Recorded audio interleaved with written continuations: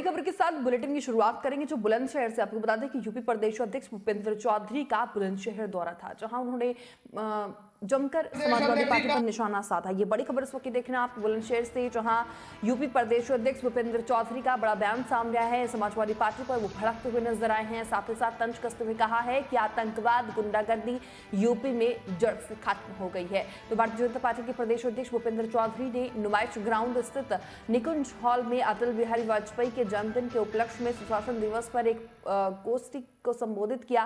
प्रदेश अध्यक्ष भूपेंद्र चौधरी ने गोष्ठी को संबोधित करते हुए कहा कि भारतीय जनता पार्टी की सरकार ने सुरक्षा, स्वास्थ्य, सड़क, पानी और बिजली की सुविधा मुहैया कराई है। आतंकवाद को जड़ से खत्म किया है। पहले 18,000 गांव में बिजली नहीं पहुंचती थी, अब ऐसा कोई गांव नहीं है जहां तक बिजली ना पहुंच पाई हो।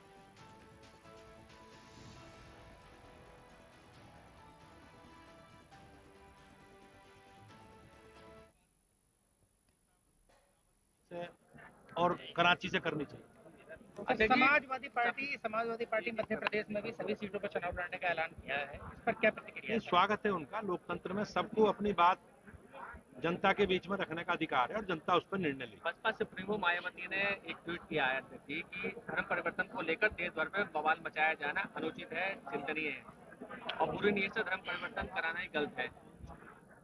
अब उन्होंने किस परिप्रेक्ष्य में ये बात कही है, लेकिन धर्म परिवर्तन के लिए हमारे देश में कानून है और कानून के अनुसार ही व्यवस्था आगे बढ़ेगी। सर, निकाय चुनाव को लेकर के आप कितने आश्वस्त हैं, कितनी कामयाबी आपको मिलेगी? ये पिछली बार 16 नगर निगम से हम 14 में जीते थे, 2 हार गए। 200 नगर पालिकाएं हैं, 550 नगर पंचायत। भारतीय जनता पार्टी अपने सिंबल पर सभासद, चेयरमैन और मेयर का चुनाव हमेशा लड़ती है और मुझे विश्वास है कि पूर्व की भांति अच्छे राजनीतिक परिणाम हमारे पक्ष में आए। देश के लोकप्रिय नेता हमारे प्रधानमंत्री रहे, हमारे प्रेरणा स्रोत माननीय अटल बिहारी वाजपेयी जी का आज जन्मदिन है और भारतीय जनता पार्टी सभी जगह आज सुशासन दिवस के रूप में इस दिवस को मना रहे हैं। और हम लोगों ने जो काम किए और उन काम में स्वच्छता के साथ, सफाई के साथ, एक पारदर्शी व्यवस्था के साथ हम लोगों ने काम किया, उनकी चर्चा हम लोग करते हैं।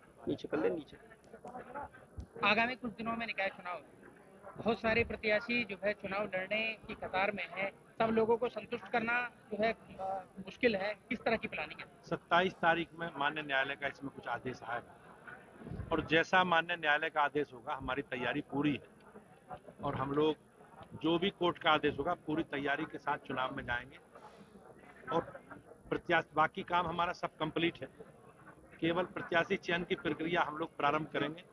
तो भारतीय जनता पार्टी की संगठनात्मक दृष्टि से हम जो हमारी प्रक्रिया है चुनाव की, उसका पालन करते हुए और बहुत जल्द प्रत्याशी घोषित करके चुनाव मैदान में जाएंगे। अध्यक्ष जी, राहुल गांधी ने भाजपा और आरएसएस पर समाज में नफरत फैलाने का आरोप लगाया है, आपकी क्या टिप्पणी है?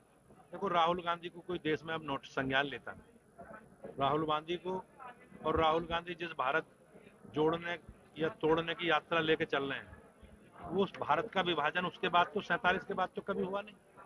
भारत टूटने का काम उनके दादाजी के समय ही हुआ था, जब पाकिस्तान, बांग्लादेश सब देश बने। तो अखंड भारत की अगर वो बात करते हैं तो उन्हें अपनी याद। तो बुलंदशहर से खबर देख रहे हैं आप इस वक्त, जहां बता दें कि बुलंदशहर पहुंचे थे अटल बिहारी वाजपेयी की जयंती पर भूपेंद्र चौधरी, जहां भूपेंद्र चौधरी ने समाजवादी पार्टी को लेकर जमकर घेरा और साथ ही साथ निकाय चुनाव को लेकर रणनीति भी साझा करते हुए नजर आए। और इसी खबर पर तमाम जानकारी साझा करने के लिए editor in chief Rahul Rana हमारे साथ जुड़ गए हैं। राहुल जी, जिस तरीके से लगातार दम दोनों ही पार्टी भर रही है, समाजवादी पार्टी हो या फिर अगर सियासी दलों की बात करें, तो उनके दावे निकाय चुनाव को लेकर स्पष्ट हैं कि जिस तरीके से ऑर्डर मिलेंगे उसके बाद एकदम से तैयारी पूरी है और चुनाव पे जुट जाएंगे। अब सिर्फ जो है एक उम्मीद ये है कि कैसे ही कोर्ट का जो फैसला है वो उस पर कुछ मोहर लगे, क्योंकि कोर्ट में अभी वो जो याचिका डाली गई थी आरक्षण को लेकर वो अभी सुरक्षित रखी गई है। लेकिन साफ तौर पर अब जो है वो सभी जो राजनीतिक पार्टियां हैं, भले ही वो भारतीय जनता पार्टी हो या समाजवादी पार्टी हो या फिर आरएलडी हो या फिर भारतीय जनता पार्टी हो, यूपी में निकाय चुनाव को लेकर सभी पार्टियों ने अपनी पूरी तैयारी कर ली है। जो उनके समीकरण है राजनीतिक तौर पर, जाति के तौर पर पर वो जो है उनको लेकर उनका प्लान पूरा तैयार हो चुका है।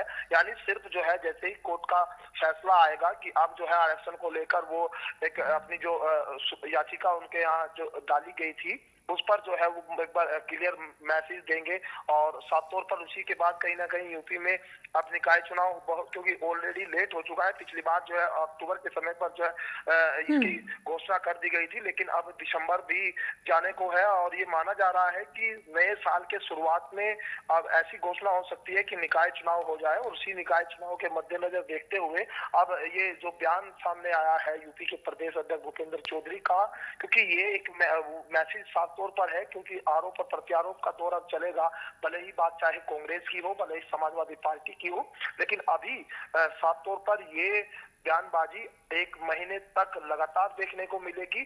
और अब जो ये तैयारी है उसी तैयारी का एक हिस्सा है। यानी आप ये मान लीजिए कि निकाय चुनाव अब जो है वो राजनीतिक बयानबाजी के तौर पर शुरू हो चुका है। बस महज घोषणा की इंतजार है और जैसे ही घोषणा होगी तो इस तरह आरोप और प्रत्यारोप भी दिखाई देंगे, लेकिन तैयारियां की जो हम बात कर रहे हैं वो पूरी तरह से यहाँ दिखाई दे रही है सभी राजनीतिक दलों की। चलिए, बहुत शुक्रिया तमाम जानकारी हमारे साथ साझा करने के लिए। तो खबर देख रहे हैं बसपा के बुलंदशहर से, जहां बता दें आपको कि भूपेंद्र चौधरी पहुंचे थे और उन्होंने समाजवादी पार्टी को लेकर जमकर घेरा है। साथ ही निकाय चुनाव को लेकर रणनीति भी साझा की और प्रभावशाली तरीके से संसद में अपनी बात को रखने कहा उन्होंने कि गुण था। और जिला अध्यक्ष अनिल सिसोदिया ने कार्यक्रम में बता दें आपको कि वो अपने कार्यकर्ता और पदाधिकारियों को उन्होंने संबोधित किया है। फेसबुक और यूट्यूब के बाद अब आपका पसंदीदा चैनल न्यूज़ 18 डेली हंट पर भी फॉलो करें।